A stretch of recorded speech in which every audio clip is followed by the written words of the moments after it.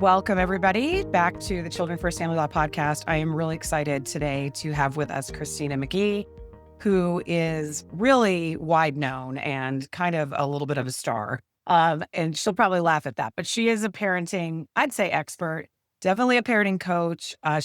We will have already explained and put in our show notes a lot of the things that she's done, but I'm excited because I'm hoping that it will be a recurring event for us to have you on, Christina, because you just have so much real world advice to give people about how to do this messy thing called divorce better. And so welcome. Thank you for being here with us.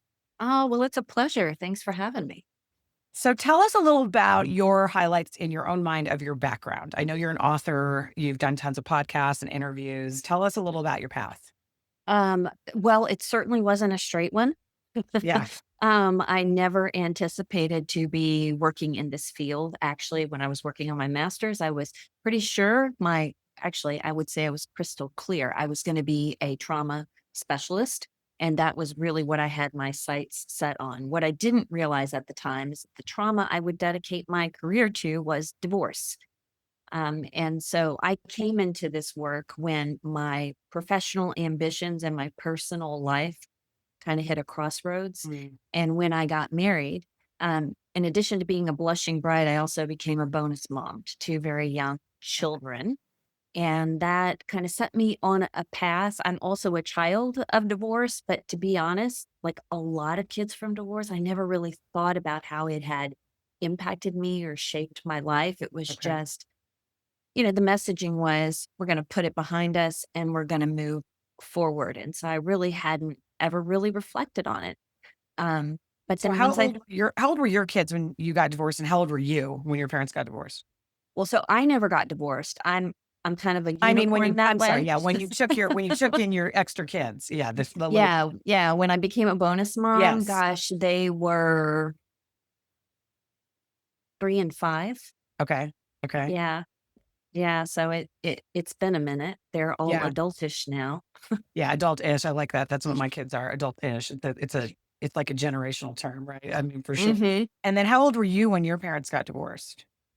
Things started kind of unraveling when I was about 13. Okay, And then I think they became official by the time I was 14.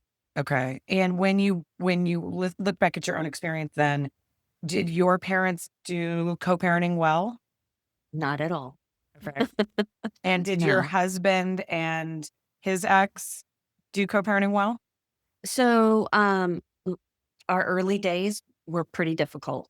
There was a lot of tension and conflict between the households. I am happy to say that over the years, we have gotten to a much better place. And I think, each household uh, has worked really hard on that because now we share grandchildren Mm. and big occasions like weddings and graduations. And so we were fortunate, I think, to get to a better place. What do you think about or advise people on when they're talking about how do I tell them? How do I set the stage for this? Well, I think number one, you got to make sure you have to absolutely make sure you are sure, right? Be 99.9% sure. There's a very high percentage of couples that reconcile once, twice, 3 times, and that's super confusing for kids. Today we're getting divorced, tomorrow we're not. Today we're getting divorced, tomorrow, Mm. and there's like this series of separations, and it's really confusing for kids. So I think you need to get clear about, is this our future? And if so, then I think the next step is making a plan. And this is the part that lots of parents skip over. I strongly advise against winging it. It doesn't work well. You don't want to have a reactive conversation. You want to have a thoughtful conversation with kids. And that requires the two of you, if you're going to have a joint conversation, finding a way to unpack that, frame that conversation, right? The where, the when, what are we going to say? How are we going to answer the question why?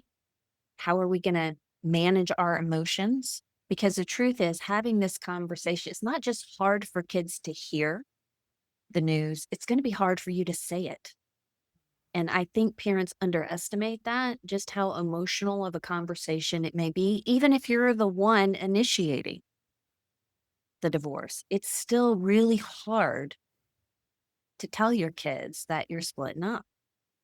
And so, really Yeah. shoring yourself up and getting prepared for that. And one of the ways to do that is by thinking it through. And this is where, experienced child centered professional can be so helpful. I have parents that Definitely. come to me all the time and say, okay, we don't know what to do, when to say it, how to say it. Can you walk us through it? Right. And so that's what we do is that we start formulating a plan. What's the time frame? How old are your kids? I find a lot of people are splitting up bedrooms first, right? So it's like, Yeah. get out of my room. I'm going to have the master. I can't stand you. Get to the basement. And so for a long period of time, sometimes we have that kind of division going on. Do you Mhm. recommend that parents talk to their kid? Like, at what point are you supposed to say it's not just a bad night? And they're like, oh, dad snores. That's why he's in the basement. And everyone's like, yeah, we're not stupid, even little Right. things. Right. So even when it like, how far along this path are we supposed to be before we actually let the kids into this conversation? What do you recommend about that? Well, I think if you're sleeping in separate bedrooms, you need to be thinking about giving kids a context Hmm. for understanding this because they're seeing it. And I've even had parents, and this is such a common situation. I've had Yeah. parents that come to me and they're like, that's one of my first questions, like, what's the sleeping situation in the Yeah. house? And like, oh, yeah, we've been sleeping in different bedrooms for years. Yeah. Our I hear kids this are all the used time. to it. They Yeah. know I have back issues or blah, blah, blah. And I said, you're not giving your kids enough credit. Like Hmm. kids pick up not just on the words that we say, but body language speaks volumes, right? Our tone of voice, the fact that we stop embracing each other or holding hands or looking at each other, you know, in a way that communicates love and even just like. So what about kids? I'm sure they almost always say, why? Why are you getting Mm, divorced? yes, they do. What is a parent supposed to say to that? Well, I think that's part of the planning stage. And again, it's one that I think a lot of parents skip over, but it is important for you to craft, in my opinion, a non blaming reason that you're making this choice. And it doesn't mean giving kids the intimate details, it doesn't mean you need to talk about dynamics in your relationship, but it does mean that you give them something they can hang their hat on, right? Like, I had a client just yesterday, she shared that her child said even though they had a very thoughtful conversation, right? Her child said to her, "Look, I don't know why my parents are getting divorced, and until I get an answer, I'm not moving on." Like, it's just straightforward. Mhm. And so it's it's important to realize that having that why is a part of healing, a part of acceptance for kids. Um, so one of the things I talked with her is that sometimes we might say things like, how we feel about each other has changed over time. We've decided that we are better parents than we are partners.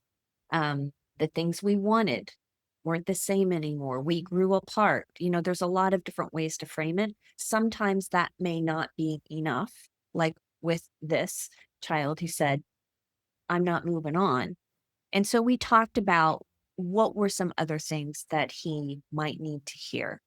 And I think the first thing we need to do is step in with validation and maybe say something like, I bet it's got to be pretty confusing, trying to wrap your head around the idea how two people that you love most in the world no longer love each other, Mhm. right? That makes sense. And the truth is, this wasn't an easy decision to make. And it wasn't just one big thing, it was a lot of things over time. And I also want you to know, right, that even though you think having more information is going to make it easier, it's not, right? Because sometimes kids think if they can just understand what it was, they can fix it. Mhm. And this isn't your responsibility to change or fix what happened. And I just want you to know, I'm willing to answer questions. You can always ask me, but there are some things that are private about a marriage. And those aren't things we're going to share with you. Our problems are not your problems.